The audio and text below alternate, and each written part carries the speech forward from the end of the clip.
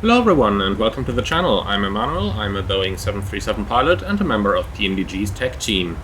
In today's video I'm going to explain you the simulation options that you have available in the PMDG Boeing 737 for Microsoft Flight Simulator. You can access those from the menu, PMDG Setup, Options, Simulation. So let's go over them real quick. The first one, service-based failures, is one that enables failures to happen at a realistic statistical model for mechanical failures, taking into account the aeroplane's age and operating experience. So, what does that mean? Basically, everything can happen, but it is fairly unlikely, because failures are going to happen at about the same rate as in the real airplane.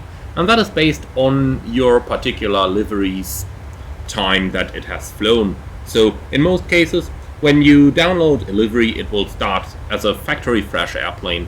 However, when you do fly it, there is a chance, for example, a window overheat can always happen, even on brand new airplanes when standing in the hot sun.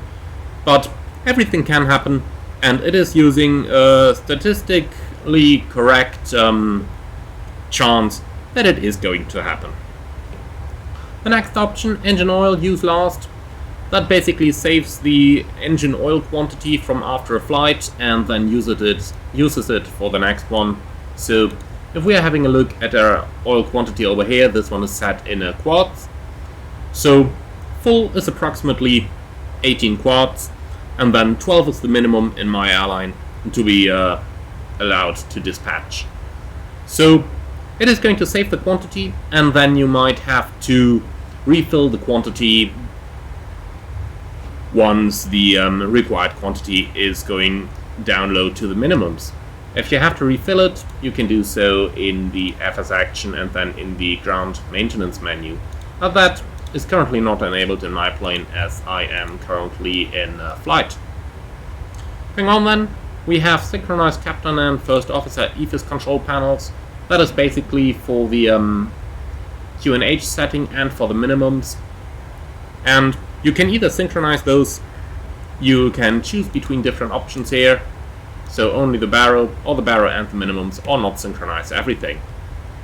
If you want to cheat a little bit and you want to have it realistic, you can set the no setting, and then when you have done your setting on one side, you can always go to the overhead panel over here, take the control panel, take it for example if you're flying from the first officer's seat, both on 2, then you will go back to normal, and then it'll copy and paste the data that you previously had only on the right hand side to the left hand side as well.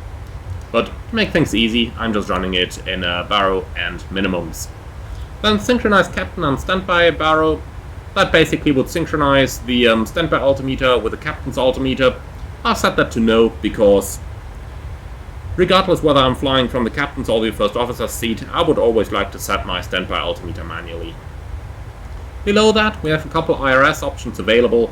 So in here we have the alignment time, which can be either realistic, then the alignment time is going to be based off your geographical latitude, or you can have a fast alignment, 30 seconds, or an instant, then it's going to be available instantly. The use last memory position decides if your airplane has an internal memory that basically remembers the last position and makes it available from the position reference page up here. So that basically determines if this last position is available on the ground for an alignment. From here we're going on to the next page. Set Microsoft Flight Simulator localizer course. Basically, the course available in the FMC or on your charts might not always match the course inside Microsoft Flight Simulator. The reason for that is that Microsoft Flight Simulator often uses an outdated magnetic variation table and therefore might have a different course internally than the most current navigational data would have. Personally, I recommend to set this one to off if you want to fly it realistically, because in real life it also happens every now and then that the data from the chart is off and that you might actually have to steer a couple degrees left or right of the published approach course in order to maintain the localizer and the runway center line. However, if you want to simplify things for your flight simming experience, I would recommend to set this one to on. Realistic autopilot engagement determines if the autopilot is just going to come on at any time when you press the Command A or Command B buttons. If this option is set to on, then you have to center your control column and the airplane has to be trimmed out, ideally on the flight director, in order for the autopilot to engage.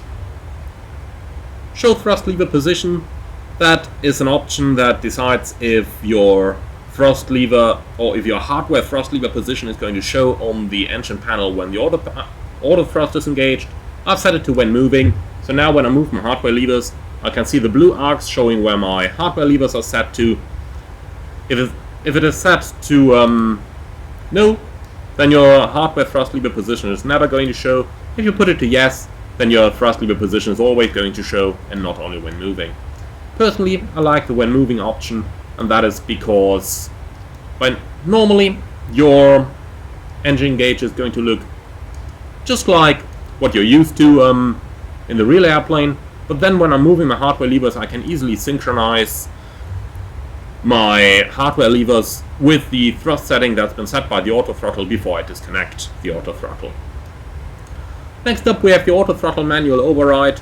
That determines when your hardware thrust lever is able to override the auto throttle. In the real 737, you can always move the thrust levers even when the auto throttle is engaged. The way this works internally is that it's using magnetic forces to position the thrust levers, so the pilot is always able to override this and change the thrust setting as desired. For example, if you were to go too close to the maximum speed, you could slightly reduce your thrust, or if you were flying in turbulent conditions, you could override the auto throttle without having to disengage it. Now, there are three options available here. You've got never, then your joystick is never going to be able to override the auto throttle. You've got the always position, then regardless of which mode it's in, like in real life, you can just change the or you can just override whatever the auto throttle is doing. That is the most realistic option, because in real life you can always override it. However, since the real auto throttle moves your thrust levers, but the hardware levers of your joystick are unlikely to be moved, it can also cause a little bit of a hiccup. So that's why I prefer the in thrust hold or descent arm modes only. If that is set, then you can only override the auto throttle when it is in a mode with a fixed thrust, so that is basically in thrust hold during takeoff, or then when the arm mode is active in descent over here. High idle and flare, that is an option which gives you slightly higher idle thrust during the flare, and that option is meant to more faithfully simulate the approach idle. However, due to Microsoft Flight Simulator limitations, it may delay the thrust reverser deployment after touchdown. That's why personally I've set it off. However, I can put this one on, and then your idle thrust is going to be a little bit higher when you flare the airplane, which will possibly also make for some smoother touchdowns. So, then let's move on to the next page. Over here we have a couple of airspeed callouts. So, airspeed alive, that's when your speed starts building up and goes over 45 knots, then your first officer would call out airspeed alive.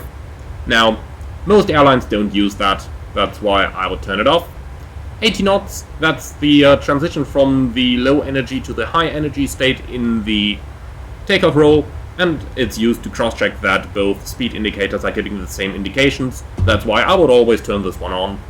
Next is callout V1. Now in here we have to distinguish. This one is if your first officer should call out V1.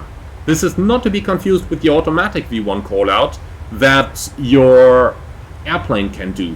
So if the automatic V1 callout is turned on in the airline options, then I would recommend to turn this callout V1 off, otherwise you're just going to have a double callout. However, if your airline does not have an automatic V1 callout, then I would recommend to turn this one on so that your first officer is going to call V1 when you pass the V1 speed. The next one, callout VR, is the rotate call, again by the first officer. I would recommend you always to put this one on unless you're flying in a shared cockpit environment. And on the next page then we have the same for V2. Now, The vast majority of airlines do not call out V2, that's why I've set it to off. However, if you would like your first officer to call out V2, you can put this one on. And finally, we have the positive rate call. The positive rate call is made by the pilot monitoring when he observes the positive rate of climb. So I would recommend you to put this one on unless you're flying in a shared cockpit environment. That is basically your trigger to raise the landing gear. Going on with the options, then we have pause at top of descent. Now, this one can be fairly handy if you want to step away from your simulation without having to worry overflying the top of descent. However, be aware that Microsoft Flight Simulator still got some issues here. So when your airplane is paused, it's still using fuel. So at the moment, personally, I would not use this. Once Microsoft is finally able to fix this fuel issue, then this might be a very handy option for you in order to prevent overrunning the top of descent and overflying your destination if you have to step away. The next one, auto time compression. Now, I'm not sure how many of you actually know this, but the PMDG 737 is able to automatically adjust your simulation rate if you want to shorten down some of the longer flights, and this one determines by up to how much time compression it can apply. So you can choose anything up to 16x here. The default is set to 4. I believe 4 is a nice option, so I would just leave it about there. The TCSR button is a button that you can find on your clock over here. TCSR. That one does not exist in the real plane. That is something fictional that PMDG has brought in order to make your plane a little bit more usable. And you either have the option for direct sim rate control, then when you are clicking on the upmost part of the button, it's going to increase your simulation rate, and the color of your clock is going to change to indicate if you're going in real time. That's what you see right now. Or if you are going double simulation rate, it's going yellow, and 4 times it's going red, and anything after it's just going to stay red. And if you click on the lower part, it's going back into real time. Now, the other option you have here is auto time compression. Let me put that one on for you. Then this is what it looks like.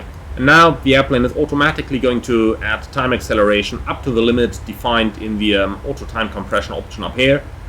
And it is, however, going to return to real time whenever you are, or whenever the airplane is slightly going off route or off altitude.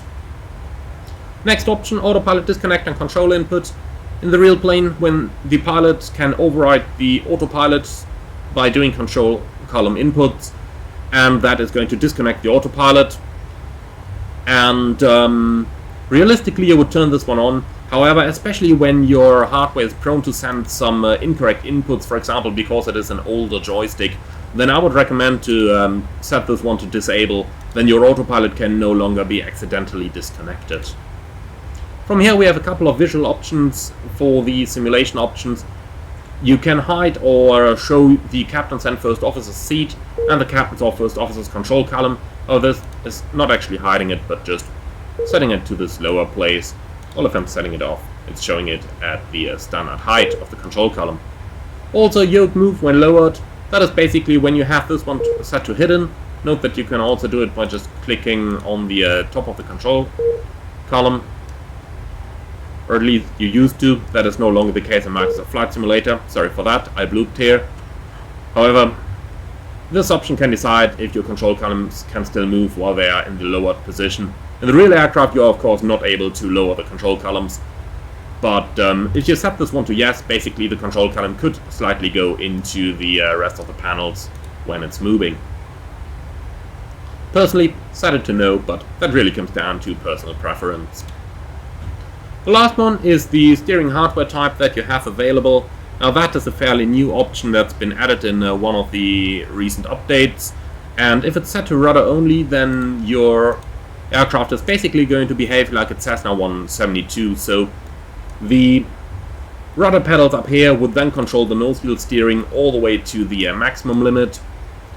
And that option is recommendable if you only have a single axis on your joystick or control column to use to steer the airplane. However, if you do have two axes available, for example, I personally have rudder pedals, but I also have an additional joystick, which I have assigned to the tiller controls in Microsoft Flight Simulator, then I can use this option. And then the rudder axis is only going to give you 7 degrees of nose wheel steering, just like in the real Boeing 737. And for the rest of it, you will then have to move the tiller to get the full 78 degrees of nose wheel steering.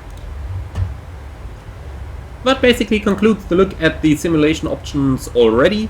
One last note over here: if you are using more than one PMDG 737 type, so if you have the 700 and also the 600 or the 8 or 900, then these are independent from one another. So you can set the 700 to something, and then you can set your 800 to something different if you would like to. Alright, that concludes a look at the simulation options in the PMDG Boeing 737. If you found this video useful, I would appreciate a small donation through the Buy Me a Coffee link that you can find in the video description below. Apart from that, I hope that you have learned something new today. If you did, leave a comment, consider subscribing to the channel if you like my videos to stay up to date, and there is a small call bell next to the subscription button nowadays, which YouTube is using to actually highlight the videos when I release something new. So if you want to be sure that you don't miss something out, be sure to press that little bell. Until then, thank you very much for joining, hope you found this one interesting, and I'm looking forward to see you all again on the next one.